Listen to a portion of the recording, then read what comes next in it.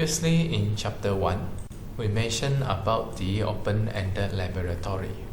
For a typical engineering program, the open-ended laboratory is something that we cannot avoid. This will be a part and parcel of the instructions or teaching and learning methods under the category of student-centered learning. Now the question here is, what is an open-ended laboratory? In this video, we're going to discuss about a typical open-ended laboratory. First, let us talk about the levels of OEL. There are 6 levels of OEL, from 0 to 5. The larger the number, the higher levels of open-ended. In terms of the classifications, Level 0, 1 and 2 will be classified under the traditional laboratory. As for Level 3 onwards, it is considered as open-ended lab. Now, how do we differentiate each levels? These are the typical structures of the laboratory manuals. Normally, when students are conducting the lab, we will provide some manuals or handouts to the students to provide some background information and guidance to the students for the students to start with the lab work. Now, what are the contents of those manuals? These include the experimental themes, problem statement, experimental methodology, expected result, and expected discussion. Now, if the manual provides all this is considered fully closed-ended.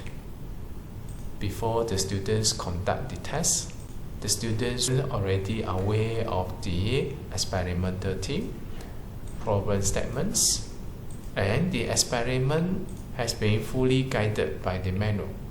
Even what kind of result has already been made known to the students, and how the discussion should look like, what are the topics to discuss, are also made known to the students.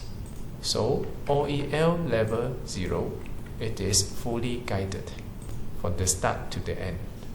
Now you may choose to reduce a bit the guidance to the students by releasing the expected discussions, while the rest remains. This is also quite guided, because the methodology and also the expected result are still made known to the students, and this is considered OEL level 1. And you may release a bit further regarding the expected results. Now students will have to work out their own ways to get the result. What kind of result that they are looking for, they have to plan by themselves. And how can they deal with the discussions? This they also need to work out themselves, and this is considered OEL level 2. Up to this stage, the students are still guided up to the methodology. We will not say this is an open-ended lab. It is still very traditional ways to do the lab.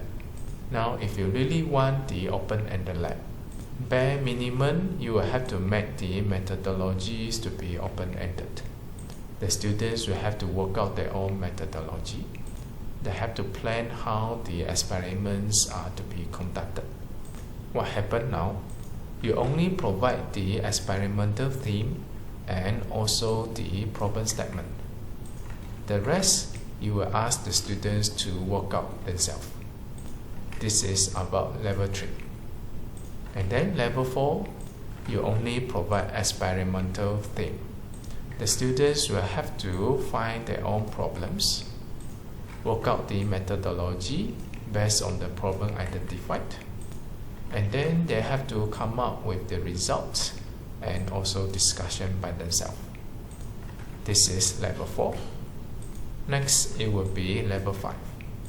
This is when the experimental theme is also not given. Now everything is not given. For a typical lab in engineering program, when we talk about the open-ended lab, normally we are referring to level 3 and level 4. It is not feasible for you to conduct civil engineering labs up to level 5.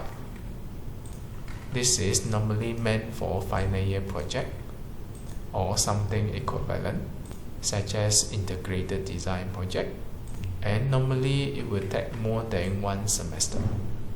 You know that typical civil engineering labs, there are a series of the labs being compiled together under one course.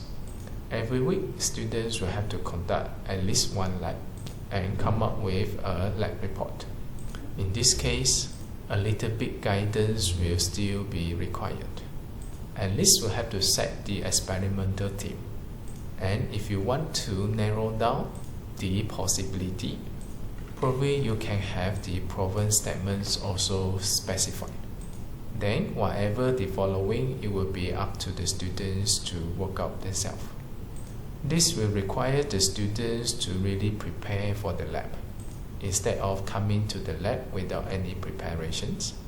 Never bother to read through the manual, and then conduct the lab as if experiencing through the process under heavy instructions by the lecturers or the lab technicians. This defeats the purpose of having the students doing the laboratory, because the learning now is not student-centered. Students have limited participations in the learning. Instead, they are following every single step as guided by the manuals or the lecturers. It is possible for you to have open-ended lab level 4 for the civil engineering lab.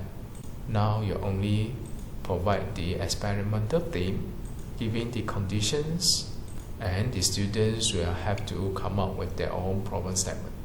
Based on the problem statement, students work out the experiment. In this case, you have to allow freedoms for the students to identify their own problem statements. Eventually, you will see different group of the students paying focus at different problems. And because of that, the experiment and the methodology differs by groups. Here will require some wisdoms of the lecturers or lab instructor, because we have a curriculum to deliver. Within the course, we will need to make sure all the relevant tests students have chance to experience through. There might be some minor guidance in terms of the directions of the problems. It is so that the students will not miss the relevant experiment. Just that the process here to identify the problem, students will have to think from themselves, instead of giving them directly the problem. On this note, you will see that it doesn't mean that when we are conducting this open-ended lab, the lab instructor or the lecturers is not functional. This open-ended lab does not release the responsibility of the lecturer or the lab instructor from guiding and assisting the students through the teaching and learning process. This will have to make it very clear.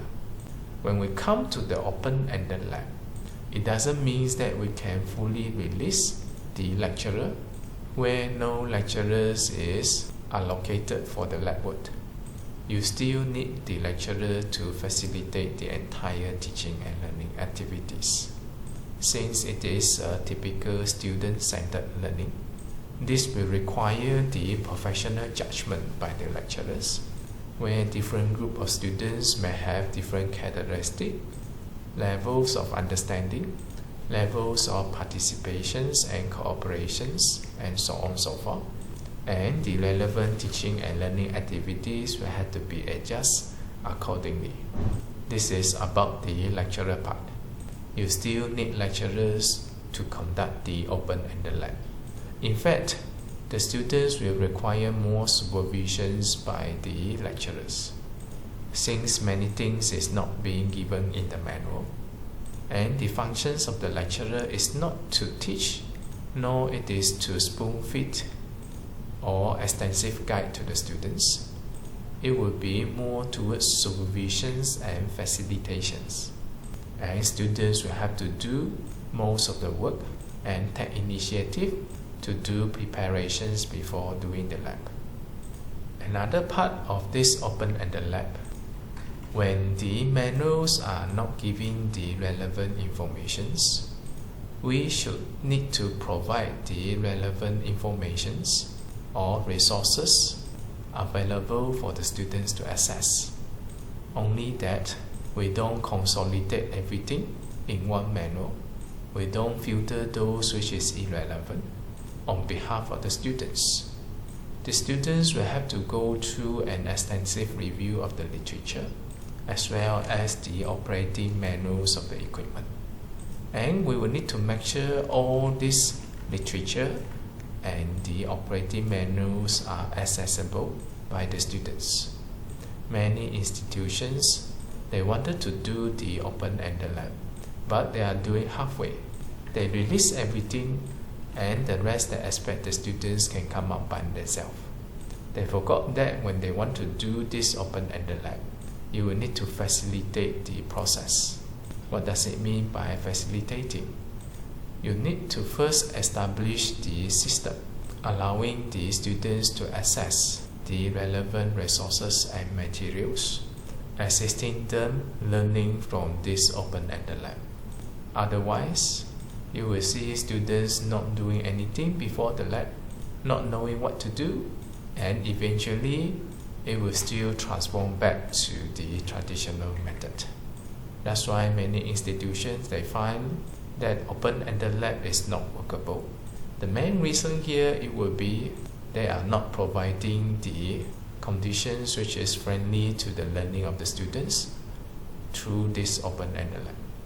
Therefore, you need to know that an open-ended lab will require an extensive review of the literature and operating manuals of equipment in order to develop the methodology and the lab procedures to identify the parameters and data that needs to be collected, to evaluate and discuss the result, and to formulate relevant theories. All this will require the students to do by themselves under little guidance with an adequate degree of supervisions, and make sure that you provide necessary resources for them to facilitate the learning. Next, these principles of open-ended lab is applicable for other teaching and learning activities such as field studies, surveys, and others.